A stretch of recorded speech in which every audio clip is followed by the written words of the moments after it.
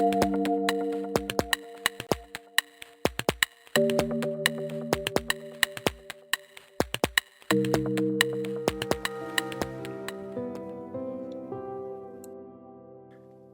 Paris bâti sur du vide. Les sous-sols de Paris sont composés de multiples galeries, au total plusieurs milliers de kilomètres, diverses et variées, tant par leur origine que par leur rôle pour le fonctionnement quotidien de la capitale. Quand on va au boulot, on ne s'imagine pas que derrière les parois de béton du métro, il y a tout ça. Et le métro se superpose aux galeries de carrière.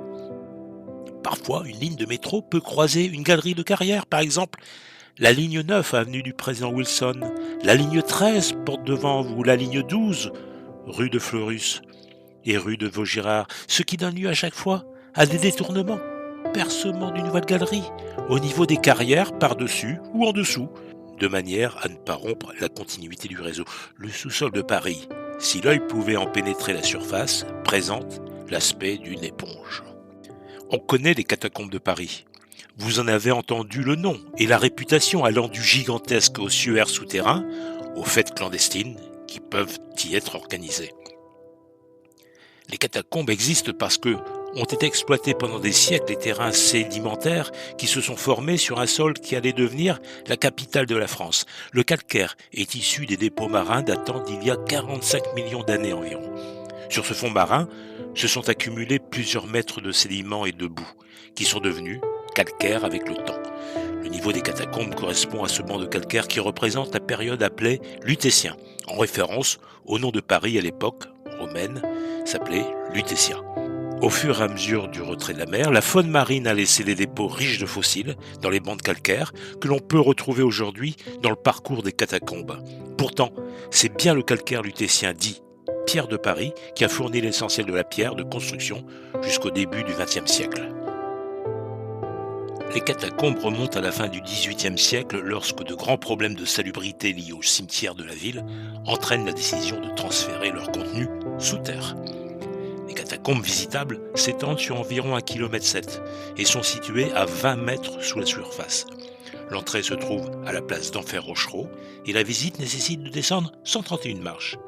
La température constante est de 14 degrés et cette visite est déconseillée aux personnes souffrant d'insuffisance cardiaque ou respiratoire. Avec 500 000 visiteurs par an, c'est un musée de la ville de Paris qui dépend du musée Carnavalet. Cette partie ouverte au public ne représente qu'une infime fraction. Vaste carrière souterraine de Paris qui s'étend sous plusieurs arrondissements de la capitale. Près de 300 km de galeries s'étalent sous Paris intramuros sur parfois 3 niveaux de carrière. L'accès aux anciennes carrières de la Tombissoire sous la plaine de Montrouge a servi pour surveiller et consolider les carrières désaffectées suite à une série de graves effondrements du sol parisien. Les premières évacuations ont lieu de 1785 à 1787 et touchent le cimetière le plus important de Paris, les Saints-Innocents. Le site est consacré au ossuaire municipal de Paris et s'approprie dès ce moment le terme mythique de catacombe. À partir de 1809, les catacombes deviennent accessibles au public sur rendez-vous. Les sépultures, les fosses communes et les charniers sont vidés de leurs eaux, lesquelles sont transportées à la tombée de la nuit pour éviter les réactions hostiles de la population parisienne et de l'église. Un rite religieux scrupuleux et respecté. Des chars funéraires couverts de catafalques noirs se rendent au crépuscule au puits de service des carrières de la Tombissoire afin d'y déverser leur chargement. Ils sont précédés de chœurs de religieux portant la lanterne des morts, accompagnés de porteurs de torches et suivis de prêtres chantant l'office des morts.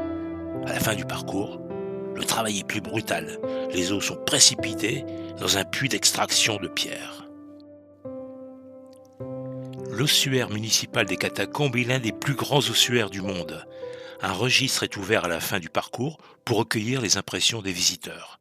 Et les visites connaissent rapidement un grand succès auprès des Français comme des étrangers et encore à ce jour.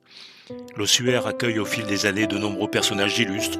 En 1787, le comte d'Artois, futur Charles X. En 1814, l'empereur d'Autriche, François Ier, les visite. En 1860, Napoléon III y descend avec son fils. On range les os laissés en vrac. On organise des murs. En façade, les rangées de fémurs et de tibias alternent avec celles de crânes, tandis que derrière les parements s'entassent les os restants, souvent très fragmentés par les conséquences de leur chute. Des monuments maçonnés de style antique et égyptien sont également aménagés dans le parcours, aux formes de piliers doriques, d'autels ou de tombeaux. Des noms inspirés de la littérature religieuse ou romantique, et de l'Antiquité, sont donnés à certains lieux, comme le sarcophage du lacrymatoire, la fontaine de la Samaritaine ou la lampe sépulcrale. Au XIXe siècle, ce sont ainsi 17 cimetières, 145 monastères, couvents et communautés religieuses, et 160 lieux de culte entourés de leurs propres cimetières qui alimentent les carrières souterraines. Et avec les grands travaux d'Haussmann, on fournit des ossements oubliés, à leur tour transportés vers les catacombes. Au bas du puits de déversement, des hommes recueillent les ossements déversés en vrac et les chargent sur des brouettes ou dans des petits chariots de bois à destination du secteur qui leur est réservé dans les salles ou les galeries souterraines. Chaque emplacement est signalé par une plaque gravée indiquant la provenance et la date du transfert. On estime à plus de 6 millions le nombre de dépouilles qui ont été ainsi déplacées durant un siècle dans une série d'ossuaires du 14e arrondissement qui existe encore sous Paris. En 1861, Félix Tournachon, plus connu sous le nom de Nadar, expérimente pendant 3 mois les premières prises de vue à la lumière artificielle. L'obscurité rendant le temps de pose très long, le photographe utilise des mannequins pour figurer les ouvriers dans leur milieu de travail. Aujourd'hui, des recherches sur les pathologies se poursuivent au cours des campagnes de consolidation de l'ossuaire. La conservation préventive des ossements dans un milieu souterrain très humide, le respect des restes humains et la valorisation du patrimoine géologique, archéologique et historique constituent un véritable défi pour les catacombes de Paris. Notons que le terme « catacombe de Paris », nom propre attribué aux tronçons de carrière transformés en ossuaires au XVIIIe siècle, est aujourd'hui utilisé par extension et par erreur pour désigner les carrières s'étendant sous Paris et parfois même au-delà de Paris. Il y a aussi des personnes qui utilisent les catacombes comme lieu de rendez-vous insolites et adeptes de lieux clandestins, hors des sentiers battus, un vrai paradis en quelque sorte. Le 2 avril 1897, un concert clandestin est organisé dans les catacombes et va défrayer la chronique. Une centaine de convives du monde parisien reçoivent un énigmatique billet d'invitation les conviant à se présenter à 11h du soir devant l'entrée de l'ossuaire rue d'Arrou. Le billet commence ainsi « Monsieur » est prié d'assister au concert des catacombes organisé par messieurs Pierre et Joanneau à 11h. À minuit, un orchestre composé de 45 musiciens recrutés parmi les artistes de l'opéra exécute plusieurs morceaux de circonstances dont la marche funèbre de Chopin, la danse macabre de Saint-Saëns, la chorale et marche funèbre des Perses. Plus récent, en 2004, une salle de cinéma clandestine de 400 mètres carrés a été découverte sous le Trocadéro. Située à 18 mètres sous terre, elle comprenait un grand écran de projection, des chaises, des gradins taillés dans la pierre, un bar, bien sûr une installation clandestine. Les catacombes ont bien sûr été utilisées comme refuge pendant la Deuxième Guerre mondiale et cachent toujours plusieurs bunkers. Le premier, qui est allemand, se trouve sous le lycée Montaigne. Le second est appelé Rol-Tanguy et fait désormais partie du musée de la Libération.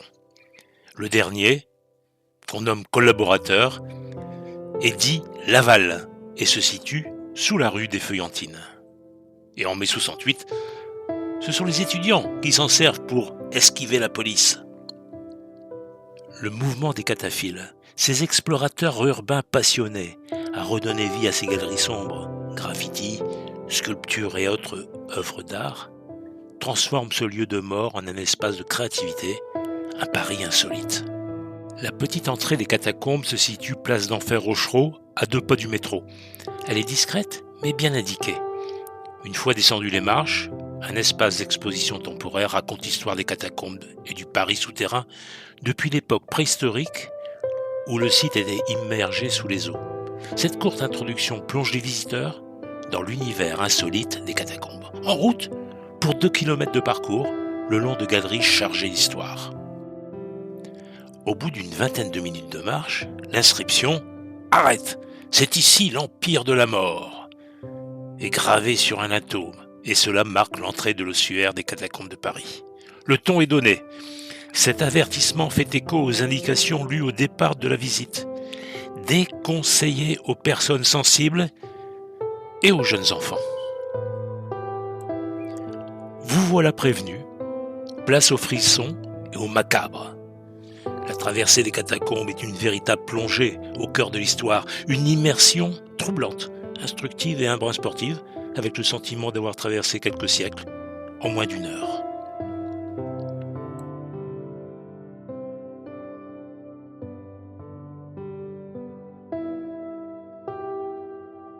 Si vous avez apprécié cette aventure, rendez-vous sur notre site web letourismerevisité.fr et à bientôt!